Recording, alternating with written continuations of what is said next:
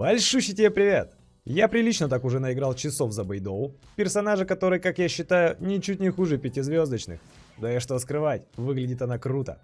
Также в этом видео разберем, что такое идеальное парирование, и я подготовил для тебя 3 варианта ее прокачки, один из которых использую сам. Да начнется путешествие. Канал Ватага.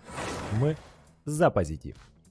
И начнем мы с идеального парирования. Что это за зверь и как работает? Первое, что ты должен знать, увеличить свой урон и скорость атаки — это, конечно, замечательно, но не стоит забывать, что в этот момент ты также можешь нанести еще и бешеный урон противнику, поэтому будем это использовать. Чтобы получить буст от навыка, нам необходимо активировать его в момент, когда нас атакуют, в тот момент, когда вот-вот нам должно прилететь. Но мы уклоняемся и наносим ответный удар, не получая при этом урона. Делать это можно как при обычном нажатии, так и при долгом, и именно второй вариант нас интересует, чтобы не только ускориться, но и нанести как можно больше урона в ответ. Для этого просто зажимаем Ешку, Бэйдоу поднимает меч в качестве щита, поэтому бояться получения урона не стоит.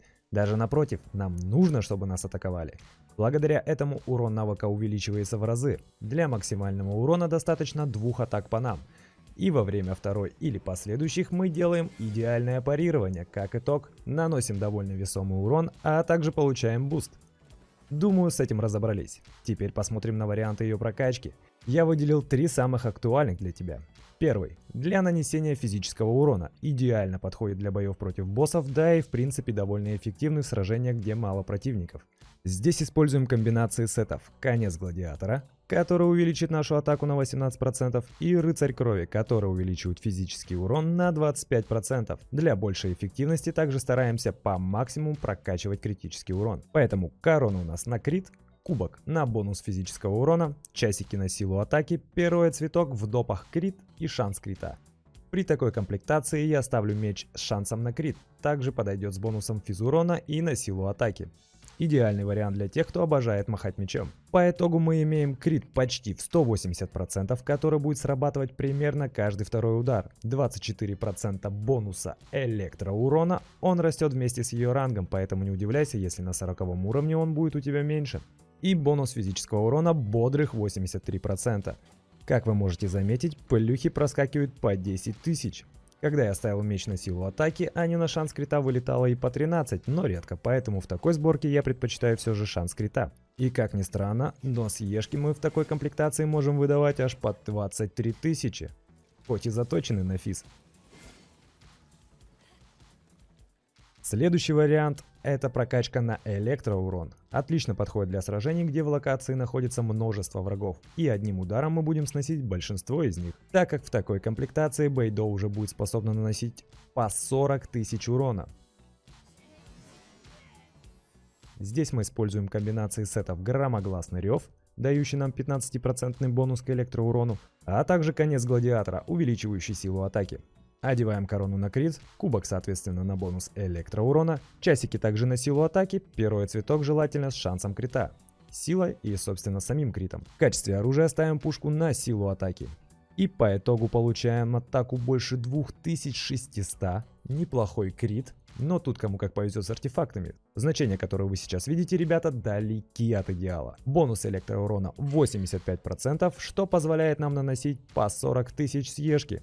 Да и ульта намного лучше будет себя показывать. А теперь рассмотрим третий вариант, который использую я. И он универсален и подходит как для нанесения физического урона, так и для мощных электроатак.